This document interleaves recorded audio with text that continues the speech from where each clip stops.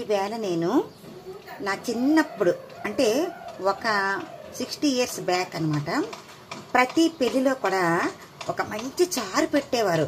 ఆ చారుకి రకరకాల పేర్లు ఉండొచ్చు, ఎందుకంటే మునగాకుతో చేసేవారు ఆ చారుని. అందుకని నేనైతే చిన్నప్పటి నుంచి మునగాకు చారు అని చెప్పేసి అనుకుంటుందని. ఆ చారుతో ఆనాటి భోజనాలు అన్నం తింటే ఎంత హాయిగా ఉండేదో, చాలా బాగుండేది. ఇంకోటి ఏంటంటే మునగాకు అనేది ఆరోగ్యానికి చాలా మంచిది మునగాకు. కాబట్టి ఈరోజు నేను మునగాకు చారు చేసి మీకు చూపిస్తాను. చాలా హెల్తీగా, నేనే కాదు నాతో పాటు మీరు కూడా హెల్తీగా ఉండాలి. దీనికోసం నేను ఇదిగో ఈ పాత్రలో నాకు ఏమాత్రం చారు కావాలో ఆ నీళ్ళు పెట్టుకున్నాను. ఇందులో నేను ఇంత కడిగి సిద్ధంగా పెట్టుకున్న ఇంత చింతపండు వేస్తున్నాను, దానికి సరిపోతుంది. అలాగే అందుకోసం నేను ఇవన్నీ సిద్ధం చేసుకున్నాను. పొడవుగా కోసిన ఉల్లిపాయలు, అలాగే పొడవుగా కోసిన పచ్చిమిర్చి, అలాగే కరివేపాకు, అలాగే పొడవుగా కోసుకున్న టమాటాలు, ఇవన్నీ కూడా నేను ఇప్పుడు ఇందులో వేసేస్తాను. టమాటాలు అన్నీ వేసేస్తున్నాను. అలాగే కరివేపాకు మొత్తం వేసేస్తున్నాను. పచ్చి కరివేపాకు ఉంటే చాలా బాగుండేది. నా దగ్గర పచ్చి కరివేపాకు కొద్దిగా ఉంది, అందుకని అది పోపు ఉంచేసాను. ఇప్పుడు చారులో మాత్రం ఈ కరివేపాకు వేసేస్తున్నాను. అలాగే పచ్చిమిర్చి కూడా వేసేస్తున్నాను. అలాగే ఈ పొడవుగా కోసుకున్న ఉల్లిపాయలు ఏవైతే ఉన్నాయో అవి కొన్ని వేసేస్తున్నాను. కొద్దిగా పోపు కొంచుకున్నాను. పోపులో కూడా ఈ ఉల్లిపాయలు అనేవి వేగితే చాలా బాగుంటుంది. ఈ మాత్రం నేను పోపు కొంచాను. ఇక ఇందులో నా చిన్నప్పుడు రకరకాల ముక్కలు వేసేవాళ్ళు చారులో. నా దగ్గర అయితే ఇప్పుడు ఏం ముక్కలు లేవు. ఈ వంకాయ ఇలా పొడవాటి ముక్కలు కోసి సిద్ధంగా పెట్టుకున్నాను. ఇప్పుడు వీటిని నేను ఈ చారులో వేసేస్తున్నాను. పొడవుగా కోసుకున్న వంకాయ ముక్కల్ని వేసేస్తున్నాను. ఇప్పుడు ఈ మునగ చారుకి మెయిన్ ఇంగ్రీడియంట్ ఇది కదా, మునగాకు కదా. ఇప్పుడు ఈ మునగాకు వేసేస్తున్నాను. వేసి మిగతా కొంచెం మునగాకు మాత్రం చారు పోపు పెట్టేటప్పుడు పోపులో వేసుకుంటాను. ఇది కొంచెం ఉంచుకున్నాను. పసుపు,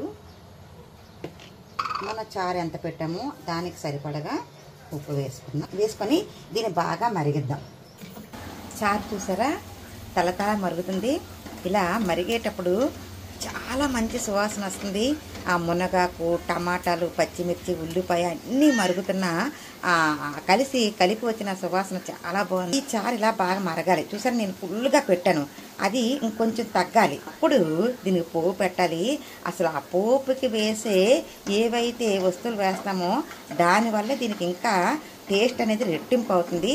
ఆ పోపు ఏంటో మనం చూద్దాం. ఇది ఇంకొంచెం మరగాలి, మరిగిన తర్వాత చూద్దాము.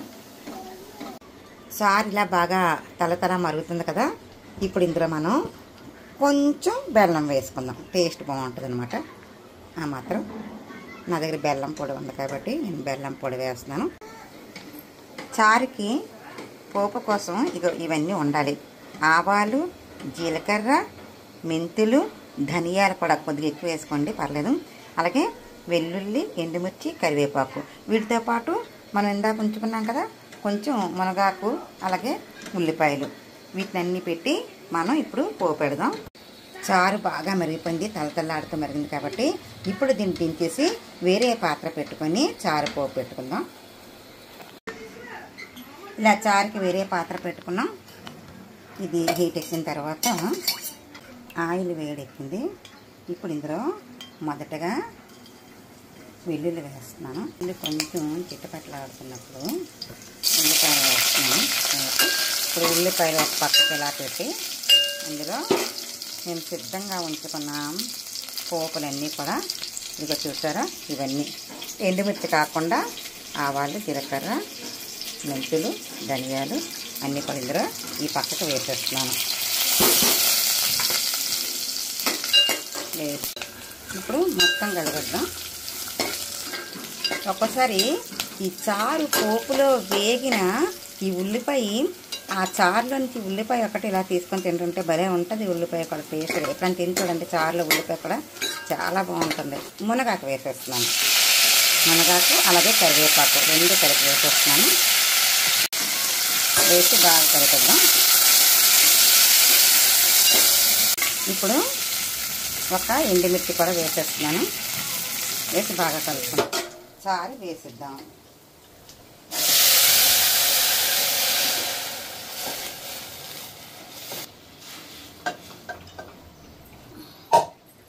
వేసి వెంటనే మూత పెట్టి అంతే, ఎంతో రుచిగా ఉన్న మునగాకు చారు రెడీ. మీరు కూడా ఇంట్లో చేసుకోండి, హెల్తీగా ఉండండి. నేను చేసే మంచి మంచి వీడియోస్ అన్నీ మీరు చూడాలంటే సబ్స్క్రైబ్ చేసుకోండి, లైక్ చేయండి, షేర్ చేయండి. Thank you.